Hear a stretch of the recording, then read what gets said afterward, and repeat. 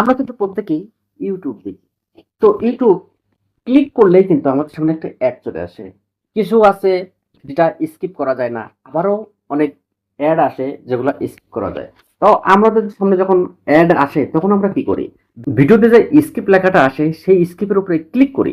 Click করার পরে তারপর কিন্তু সেই অ্যাডটা চলে যায়। আর যদি স্কিপটা না করি তাহলে কিন্তু অ্যাড চলতেই থাকে যতক্ষণ পর্যন্ত সেই অ্যাডটা শেষ না হয়। সেটা হোক ২ মিনিট বা ৩ মিনিট। স্কিপ করার পরে তারপর কিন্তু আমরা মূল ভিডিওটা দেখতে পারি।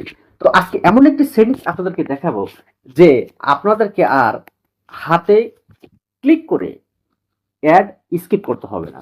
তো চলুন আমরা মূল ভিডিওতে চলে যাই। তো এই কাজটি করার জন্য আপনাদের মোবাইলে কিন্তু একটা অ্যাপ্লিকেশন প্রয়োজন পড়বে। তা আমাদের যে প্লে স্টোর আছে সেই প্লে স্টোরটা আমরা ওপেন করলাম। তো এখানে যে সার্চ বারটা আছে এই সার্চ বার আমরা ক্লিক করলাম। ক্লিক করার পরে এখানে লিখতে হবে অ্যাড স্কিপার।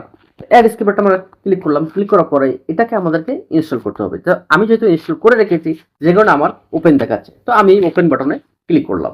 ক্লিক করার পরে এখানে এগ্রি চাচ্ছে, আমরা এটাকে এগ্রি করে দিলাম। এগ্রি করে দেওয়ার পরে আমাদের যে অ্যাপসটা এই অ্যাপসটা আমাদেরকে পারমিশন দিতে হবে। তো ইনস্টল সার্ভিসেস এটাকে আমরা ক্লিক করব।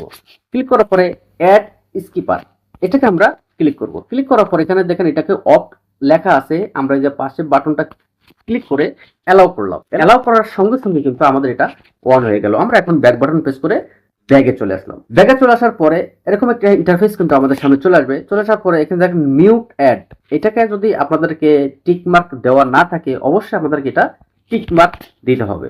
দিয়ে দেওয়ার পরে এখানে কিন্তু আমাদের কাজ শেষ। আমরা এখন ব্যাক বাটন প্রেস করে মোবাইলের ব্যাগে চলে আসলাম। চলে আসার পরে আমাদের মোবাইলে যে ইউটিউব আছে এই ইউটিউব দেখার সময় যদি কোনো অ্যাড শো করে তাহলে কিন্তু স্কিপে ক্লিক করে তারপর আপনার এই অ্যাডটাকে আর সরাতে হবে না। অটোমেটিক কিন্তু ওই অ্যাডটা স্কিপ হয়ে যাবে আর এবং আপনি মূল ভিডিওটি দেখতে পারবেন।